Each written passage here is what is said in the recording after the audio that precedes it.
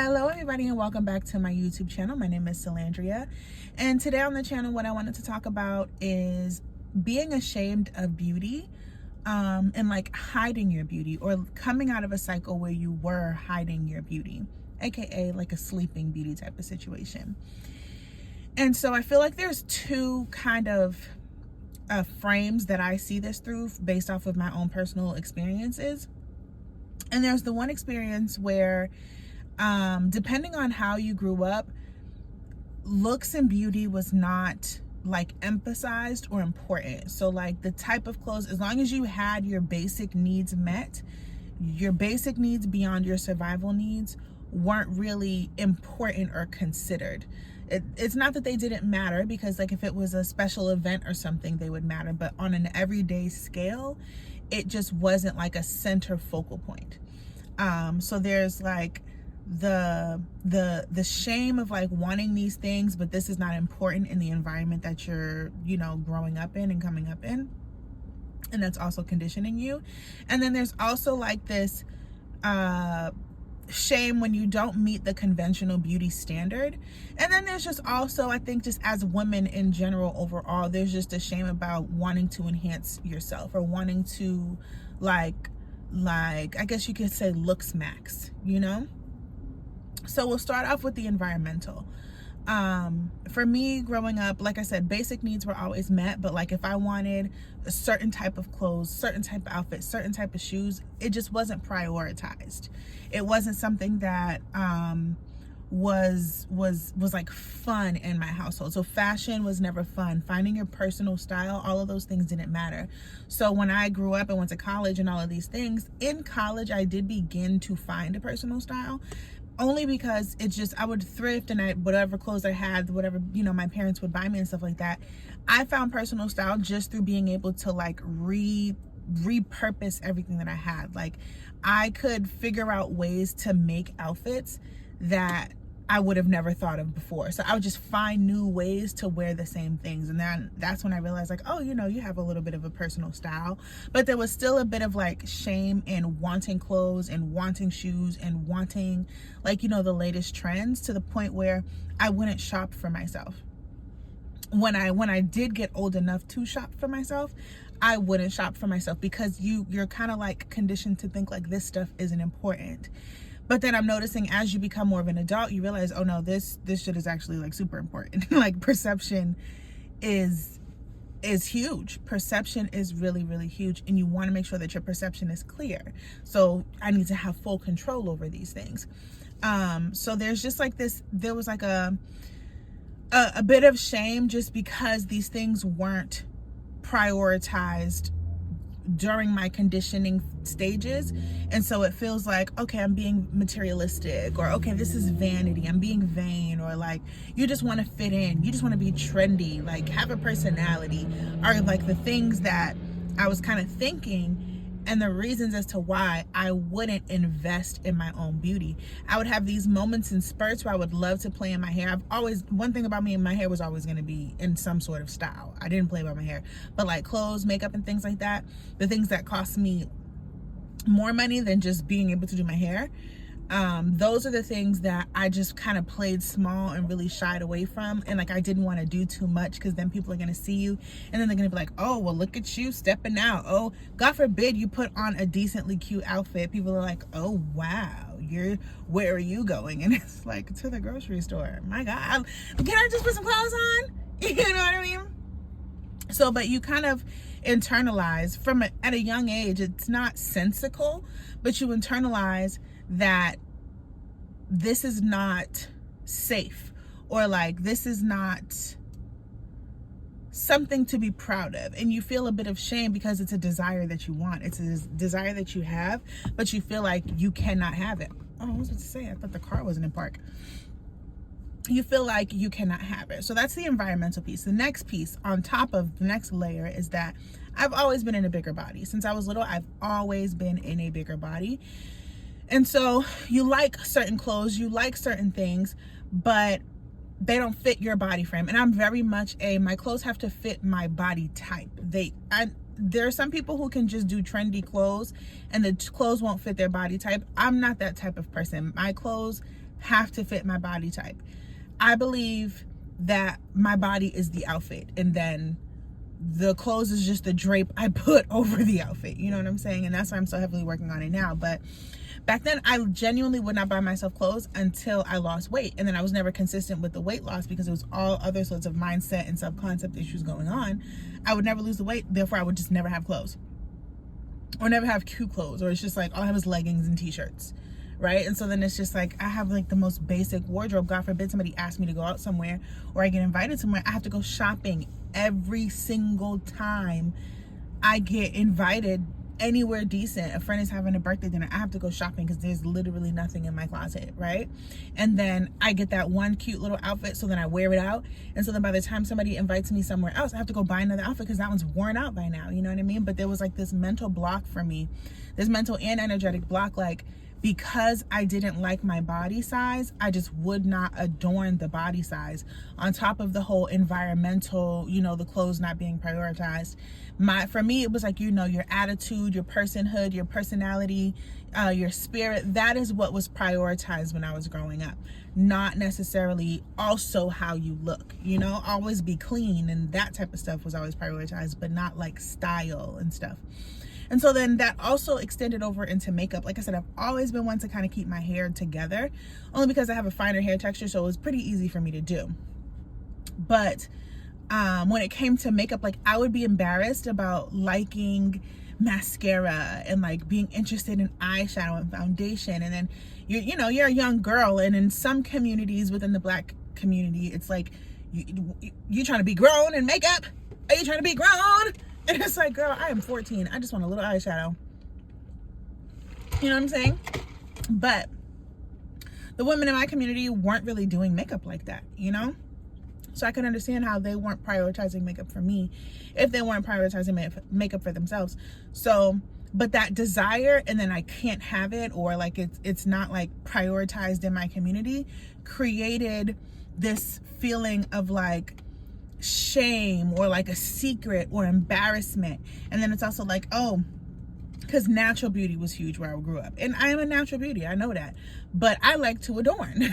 I'm noticing now at 34, I love adornment. Adorn me.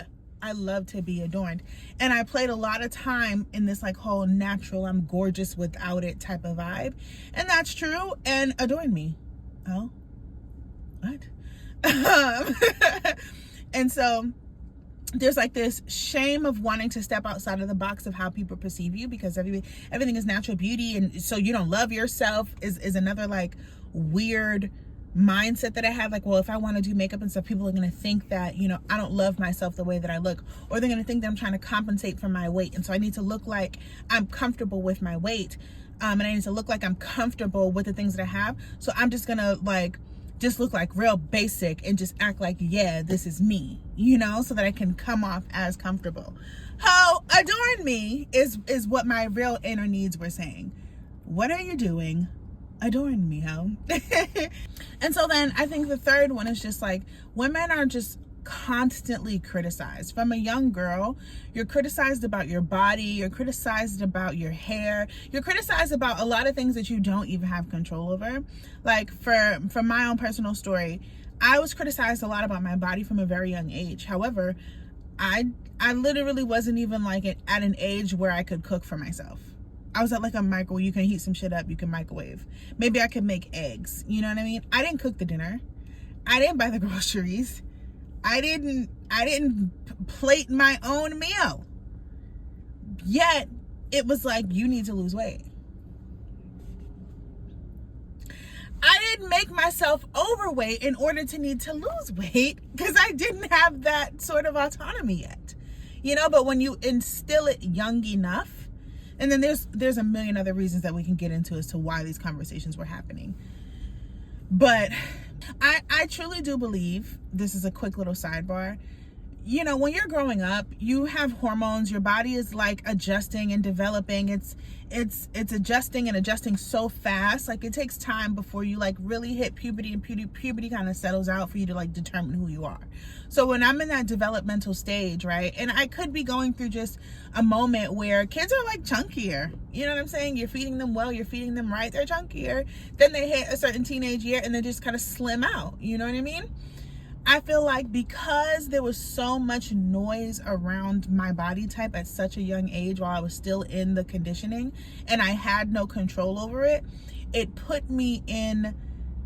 gave me a self-concept about myself that didn't allow me to just go through puberty and thin out the way I probably would have.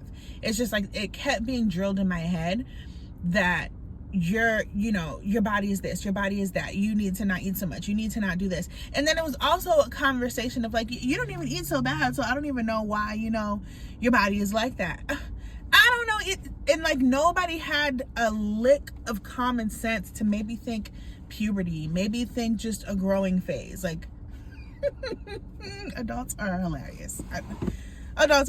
But so you're just constantly being critiqued from a very young age when you don't even have the autonomy to like handle these things, right? You're being critiqued about your hair texture, your skin color, things that you literally have no control over. The only control you have is to love it and make it your best, right? So if I am a chocolatier skin, make sure that thing is moist and glistening and giving milk chocolate or dark chocolate or whatever the case may be. If I do have a kinkier strand of hair, make sure that my hair is tied up in the most whatever compliments. Like, you're not taught to compliment yourself. You're just giving critiques that you don't really have any control over. And but then if you want to take control over, right? Some people might get relaxers. You go on these crazy diets, Weight Watchers. This is like back in the 90s, you know what I mean? It's like, there's a bit of like conversation and a bit of stigma, like, look at her losing weight. It's actually happening right now with the weight loss shots that everybody's taking. People are it's this big deal about being overweight. It's this huge deal. And so when women go ahead and find something that gives them some autonomy to go ahead and help them get to where they want to go, now it's like, oh, they're just on the shot. Like, it's weird human behavior, and it's just something about women are always going to be critiqued in like this harsh light. There's always going to be shame around beauty, shame around wanting a nice body, shame around when I think it was some years ago when Lori Harvey was getting praised for her body. It was like, everybody was like, what is Lori Harvey doing with her body? And so she said she was doing Pilates, and I think she said something about her diet. I think she maybe mentioned like eating like 1,200 calories or something like that. And everybody was up in arms, like, that's not something healthy that you should be telling people. You asked that girl what that girl was doing to look so damn good. So you can't then turn around and be like, you're not creating good standards for girls. You know what I'm saying? It's just like, it doesn't matter what you do. Somebody's always going to have a problem. And who I think is lying about what they do for their beauty, and I don't blame her for lying about it. I think that Tiana Taylor is lying. And I think that Tiana Taylor is lying because when they ask her what she does for her body and for her health, her body is like, oh my God. When they ask her what she does, she says that she doesn't do anything. She just dances, and dance keeps her body like that. Girl, you're doing more than dance. You're doing more than dance, baby, okay? You're doing more than dance. And I don't blame her for lying about it, because if you basically just have to say the most relatable thing, even though you don't have a relatable look. So whether you look good or whether you look beneath the standard, either way, you're going to get critiqued harshly if you like really tell the truth about either what you want or what you do. But then we're going to act like it's not a big deal, the beauty standards in the world, and whether you're slim or whether you're made up for the day or whether you're not. And it's just like a weird paradox. So you basically just have to like break the shackles of shame. You know what I mean? Yeah, you basically just have to break your shame shackles, because you can't do it right in the eyes of anybody. So then you can only do it right in the eyes of yourself. So that's what I've been doing. I've been being more intentional with doing my makeup every day, just so that I know how to do my makeup quickly when I need to do my makeup. Like when I go home, right? Because I live out of state, so I don't live with my family. When I go home and we're gonna go to Walmart and I'm gonna put on makeup, it's gonna be like, oh my God, you're putting on makeup to go to Walmart? So I'm literally like practicing my makeup every day so that when I do my makeup, it doesn't take me 2 hours to do. Like I have an everyday face that takes me 15, 20, maybe 30 minutes to do, and then I'm ready to go. You know what I'm saying? Because that's just how I want my makeup and my beauty routines to be ingrained into my life. For me personally, I need it to be like sensible on time and like, yeah, just sensible in that manner. So I don't have nothing to do today. I'm going to Panera to do a little bit of work. And I'm off from actual work today. I'm making this YouTube video, but I just decided to make sure that my hair was slicked back real good and slicked back, make sure that my makeup is on, and whatever. It's fun. I enjoy it. It feels good. It's a great time. It's a wonderful time. So it's just like when you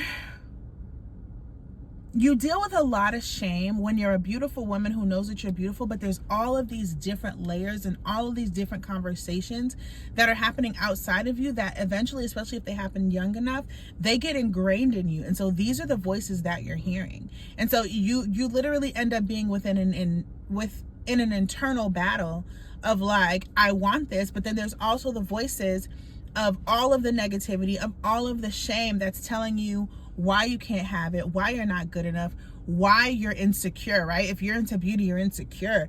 If you're into beauty, you're vain. If you're into fashion, you're materialistic. And it's just like, no, I want to look good. And you guys are going to stop acting like you don't judge people off how they look.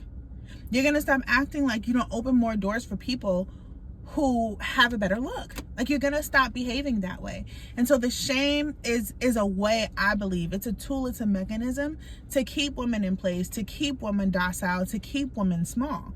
And also, there's just like this adornment and this lavishness that we like. And I think it's connected to money. I'm still working it out, but I feel like it's connected to our money, because when I don't allow myself to adorn to the way that my inner self needs me to adorn, because that's a whole nother video, but your inner self, like your inner needs of support beyond survival, like you have needs beyond survival needs. You need support beyond food, water, shelter, and clothing. You need more support than that. And those are the inner needs for your own person, for your spirit, for your soul, for your character, for you to be your optimal self. And there's nothing wrong with wanting to be your optimal self. However, you're like, there's so much judgment and shame around that you have to work through and swim through in order to get to that optimal, just in order to get to the point where you can take care of yourself in an optimal way.